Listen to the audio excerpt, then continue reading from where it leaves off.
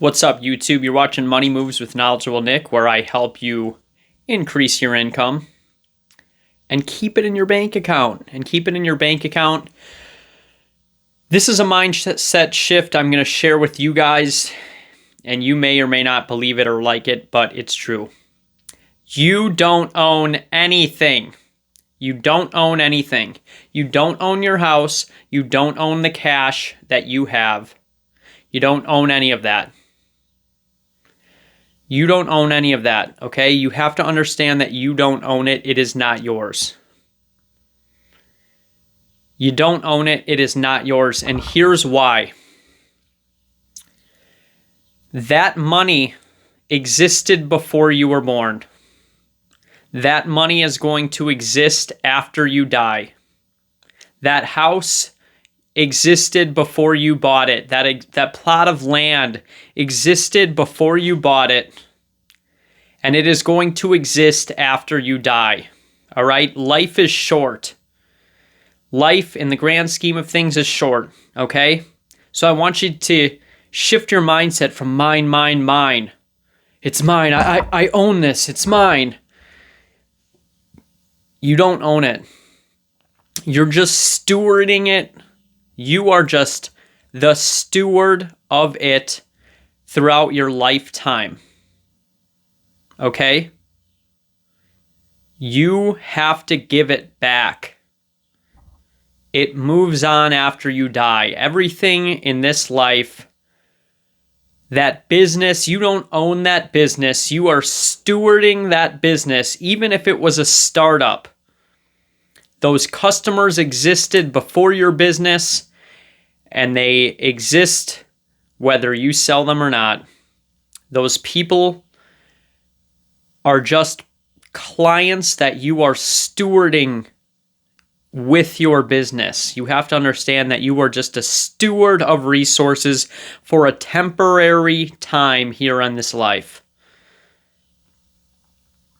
Whatever your spiritual beliefs are, if you believe in life after death, if you're an atheist, if you just believe you're strictly biological and you just die, you have to understand that all you are doing is stewarding resources for a period of time in this humanity. Okay? I want you guys to understand that.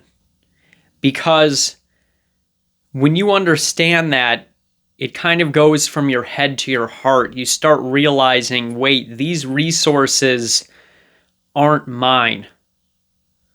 These resources have the power to influence people generations from me. So I want you to think about the end, at the end of your life. What is it going to matter what you did? Who cares if you bought that Lamborghini? If you like Lamborghini and you want to buy one, if you have the capital to do it and you would like to experience that, I'm all for it. But I want you to understand from a mindset perspective, what did that thing really give you? Okay, you are a steward of resources. If you want a Lamborghini, if you want something, I would like to have a nice luxury vehicle and have the experience with my family and be able to ride around in it and go to fancy restaurants and live that life and have that as part of the experience while I'm here. But I have to understand that that is just a placement of value for a period of time. And how I steward that, maybe I take very good care of the Lamborghini, and 100 years from now, my grandkids can sell it for 5 times what I paid for it. I have to think about who's going to have this after me. Who is going to have this resource after I die? And that's why I'm a super big fan of farms. I'm a huge fan of farms, and I'm a huge fan of housing. Because I may be able to navigate this life and the resources in this life, but I don't know what my great grandkids are going to walk into. I don't know if the US dollar is going to have any value 100, 200, 300 years from now. I don't even know if it's going to last in my lifetime. I hope that it does enough where I can get wealth and sustain that wealth. But the thing is, that farm is an asset to help people around me here and in the future, okay? It's my farm. It's not my farm. It's a farm that I steward, that I have the opportunity to help people with, whether they be in generations from now or in this lifetime. So once I take my mind off the fact that it's mine, oh, look at me, I've got this awesome 100-acre farm. Oh, look at me, I've got this awesome car. Once I shift my mindset and see that I live a very short life, the Bible says life is but a vapor in the grand scheme of things. I mean, your great whatever grandfather's life has that whole, he could have lived to be 100. He could have lived to be 1,000 for all I care. He didn't own anything. Somebody else has that land that he owned. It was all about him. He owned it, right? Somebody else has got their own house there. There's a new tree growing there. It isn't yours. It isn't yours. It never was. It never will be. You're just stewarding it. Once you realize that it kind of changes your perspective on, wow, what am I doing with my money? Man, I'm stewarding my resources. Why did I buy that Shakira picture? No, I'm just kidding. I'll give you a perfect, I'll explain that right now. This background, I mean, I already had this plant. I already had that picture was free. I buy the books because they're an investment into my mind. I steward resources into an investment into my mind, and I like the physical copy so that when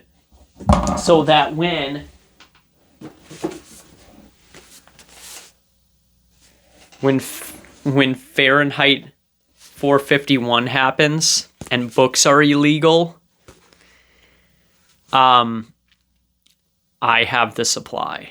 You can buy it from me. 10 grand. All right, so here's the thing, guys. Here's the thing. The resources that you have are yours to steward. I want you to think future focused. A lot of people get you all hyped up on, oh my God, let's dream, right? We should dream. We should be excited about the things that we have. Let's dream build, some may call it. My dream board, my vision board, my manifestation board. Look at that house that I'm going to have. The mindset is all wrong. That is a part that you get to experience, and it is going to be awesome, but you have to understand that it's a placement of value. And at the end of the day, I could build an awesome, huge house. That's awesome. I'm all for that. On the beach and everything. Awesome. Let's do it. But I want to have assets in place that transcend my lifetime and time. 10,000 years ago, farms, they were a thing. All right? They were a thing. And 10,000 years from now, they still will be. Okay? And I want the recipients of my DNA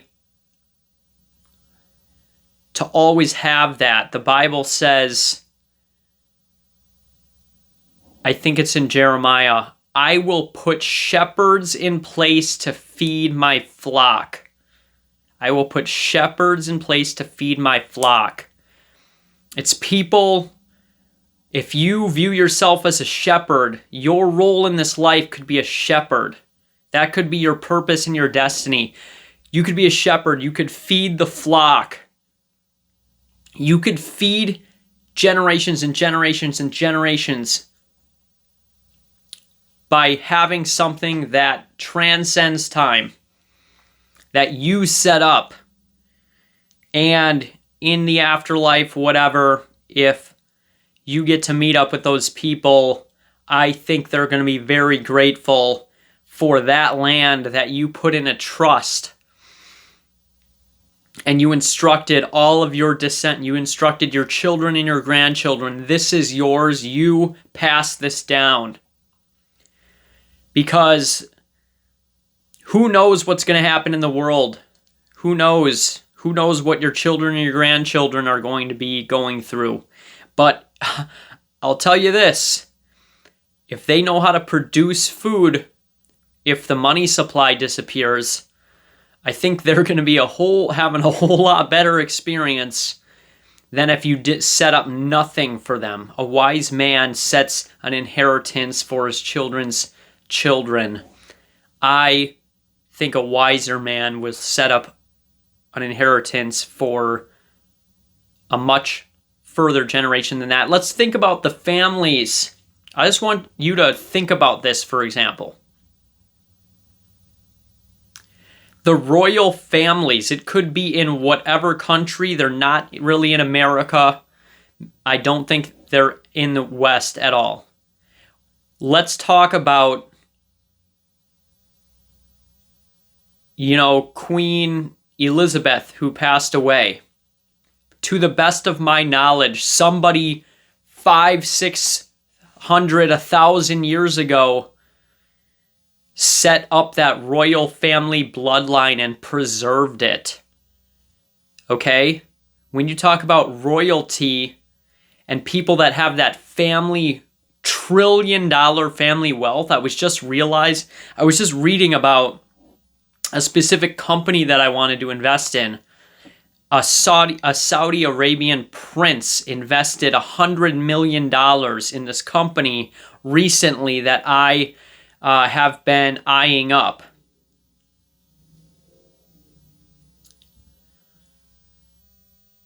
His family's worth like $1 trillion. His royal family's worth like $1 trillion, and he is like the great-grandson. The great-grandson in his 40s has $100 million to invest in a company. That's probably just play money. Who knows how much he actually has? Think about wherever that lineage started, it started with someone and he preserved, he must have understood, I don't own any of this. I get to experience it here. I get to experience it here and I get to pass this down generation after generation after generation after generation after generation. Nepotism is real. Do it. Set up a future for your children. Be the one whose children and grandchildren and the people around them, be the one who gets to say, hey, guess what? Yeah, I can get you into Harvard, no problem. The people who can't do that is because they didn't. Maybe they didn't have the same opportunities. I'm totally empathetic to that. But a lot of them maybe just didn't have the mindset of setting something up. Maybe their grandpa was selfish. Selfish, and now that person grows up poor because their ancestors didn't set up. They didn't set up a solid foundation. I was fortunate enough to have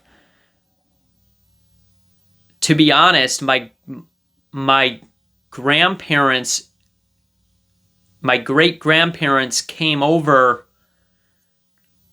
to America from other countries. And that first generation was poor, but they took a risk and they set up something. I never met them, but through nepotism, I was born here. I won the lottery. I was born here. And maybe you were too. So somebody said, you know what? This is the move. They realized that you're a steward of your bloodline too. I want you to understand that. You're a steward of your bloodline. And those people matter. And because of that person who did something scary and didn't think about themselves, they went after a better life. I don't even know. I'm going to be honest. They could have done it for themselves. They didn't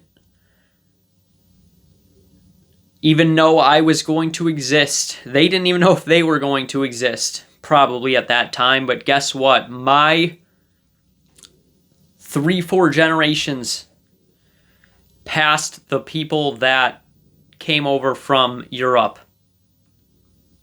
now have access to an abundance of wealth because of somebody who took a little risk. So I want you to be the person that takes that risk. I want you to set up wealth. I want you to realize that you are just a steward. Set up wealth and preserve it for the next generation, guys. Thank you for watching this video. Comment anything that you learned. Comment what you're going to do. I want to hear what your dreams. I want to hear how you're going to affect generations and generations and generations from now. How your legacy will live on in whatever vehicle you choose to transition your legacy through. Have a wonderful day, guys.